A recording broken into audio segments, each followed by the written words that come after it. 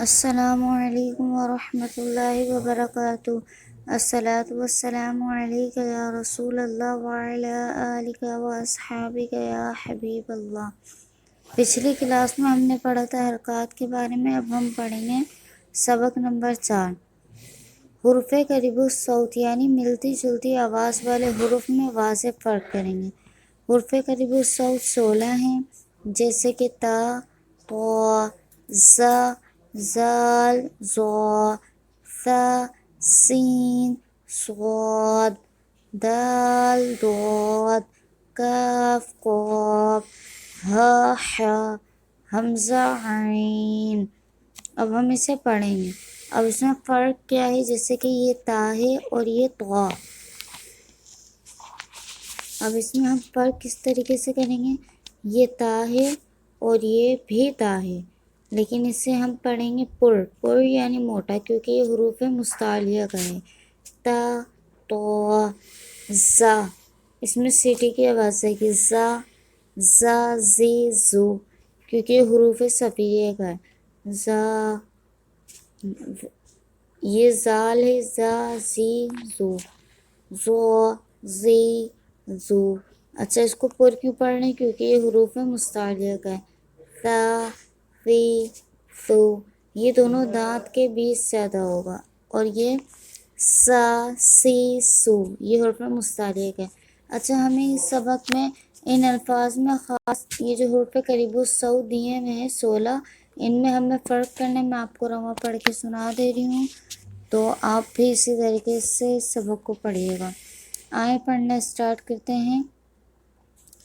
بسم اللہ الرحمن الرحیم۔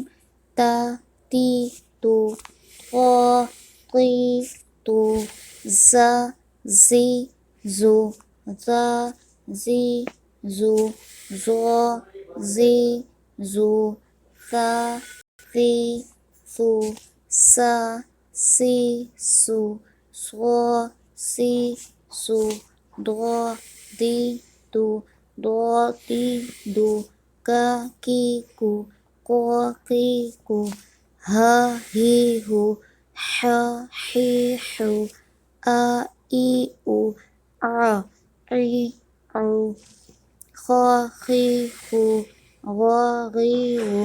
اچھا، یہ بھی ہا ہے، یہ بھی ہا، مگر اسے ہمیں تھوڑا موٹا پڑھنا ہے۔ ہا، ہی، ہو، اور یہ حا، حا، حی، حو، حلق سے ادا کریں۔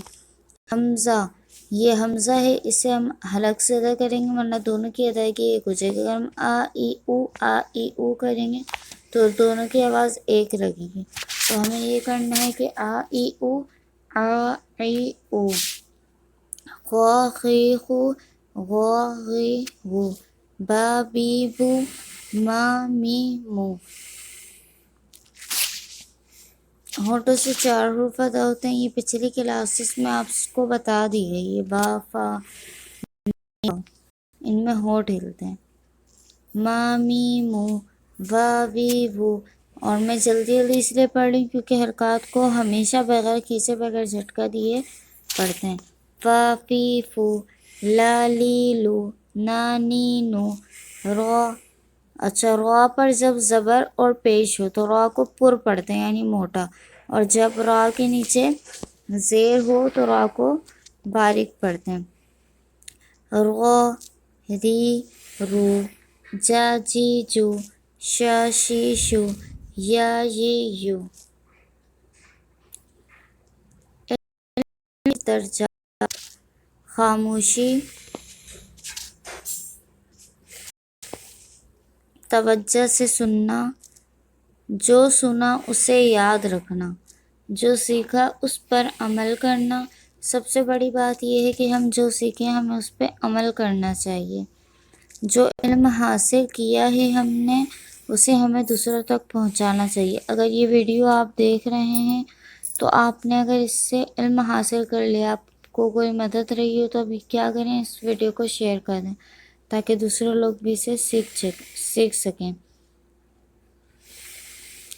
یا خبیرو، سنتوں کو پابند اور نیک بننے کے لیے چلتے پھرتے پڑھیں۔ ہم نے جو کچھ سنا اللہ عز و جل ہمیں اس سے پڑھنے، اس پہ عمل کرنے کی توفیق عطا فرمائے، دوسروں تک پہنچانے کی توفیق عطا فرمائے۔ اللہم آمین۔